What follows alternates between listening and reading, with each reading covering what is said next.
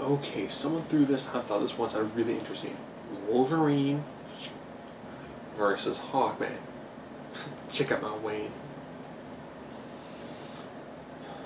Wolverine doesn't need much introduction. Most people have a pretty good understanding of who he is.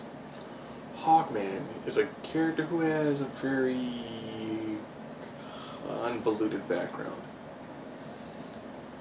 Depending on writer, he has been an Egyptian god who's gone through multiple reincarnations. Other versions, he actually is a Thanagarian, which of course is an alien race, because all alien races are bipeds.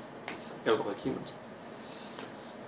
And then he's a mixture of the two, where depending on where he is within his reincarnation cycle, he may or may not be on Earth using the Egyptian bloodline, or he might instead be in space.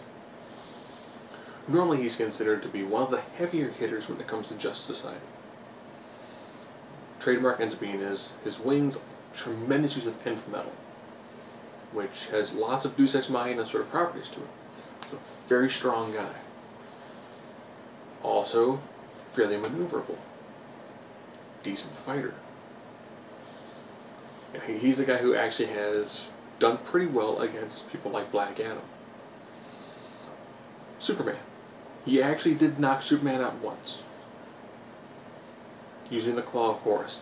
No Claw of Horus this time, which essentially allowed him to punch Superman with the gravitational force of the planet Earth. Pretty good way to knock somebody out. Well, so I'm taking away some of their toys. I'm going to remove two of my normal criteria. So we're going to have intelligence, fighting ability, strength, speed, durability, invulnerability, and X factor. I decided to remove versatility and energy projection since if I'm going to give Hawkman a claw that he doesn't normally carry on his personage, this drastically tips the fight into Hawkman's favor. So intelligence.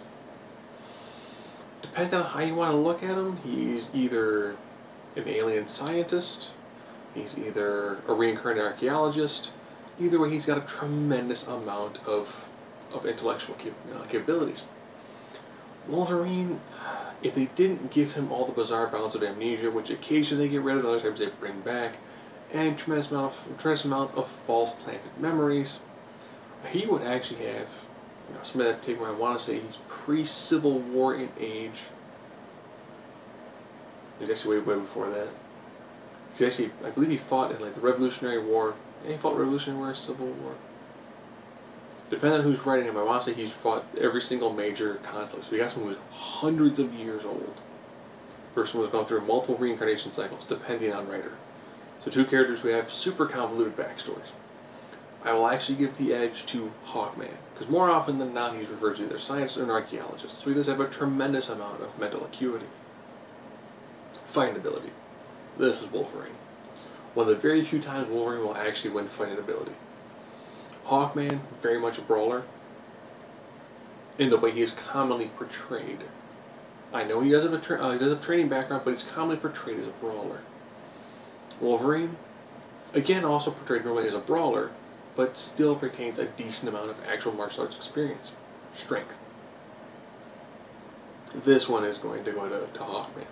Hawkman is a legitimate superhuman strength. Some people have him at 50 tons, some people closer to 75. Either way, he has an actual legitimate strength edge over Wolverine. Speed. Hawkman also can fly. He can fly fairly well for a man of his size. So he's going to have flight, he's going to have maneuverability edge. Wolverine, depending on writer, has either 400 to 2,000 pounds of adamantium attached to his body. It's going to slow him down a decent amount in a fight like this. Durability. This is healing factor. Yes, I'm going to fact that nth metal does have a healing attribute that allows Hawkman to recover from injuries relatively quickly. Nothing like Wolverine. Wolverine can take a pretty good sized shot and is automatically healed. Invulnerability. Ironically, I'm going to give this one to Hawkman. Depending on writer, if he's got his nth metal armor, it's actually adaptive. So you will actually, if someone's trying to shoot at a spot on his body, it will actually create metal to actually cover him up. If he doesn't have his armor, he has shown that he can take a punch from someone like Black Adam. But he can take a hit from a very, very strong individual. So he's got a decent amount of recovery when it comes to bludgeoning. Both these guys, when it comes to slashing and piercing weapons, they're both pretty much about the same. But Hawkman, more often than not, will actually have some level of armor.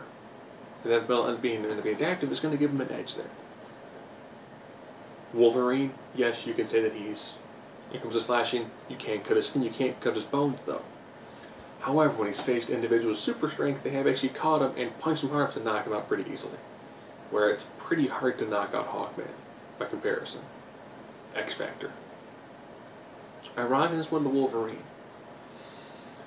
When it comes to this sort of fight, Hawkman does have the speed and strength advantage, and he is a big fan of heavy nth metal mace to the skull, which could be enough to knock Wolverine out. If I'm looking at, Wolverine's going to be knocked loopy, it's probably like, he's not done. He'll probably bludgeon him a couple more times, and be like, I'm cracking his skull. Nth metal may or may not be able to affect adamantium. Again, it has a lot of properties that may or may not allow it to actually destroy Wolverine's skull, but if it doesn't, Wolverine's going to keep on coming. And in a fight like this, Wolverine's going to take some heavy hits, and he's probably going to be dazed and not working great this whole fight. If he's able to continually get more and more shots in on Hawkman, he can do a pretty good number on defeating someone like Hawkman. Now, since it ends up being a 4-3, the person with 4 more than likely should win. I think Hawkman has enough other attributes rather than the fact that he can fly. He's got a strength advantage. He may or may not have on adaptive armor, taking on someone who's going to take a tremendous amount of damage to be put down, but has been put down successfully with super strength.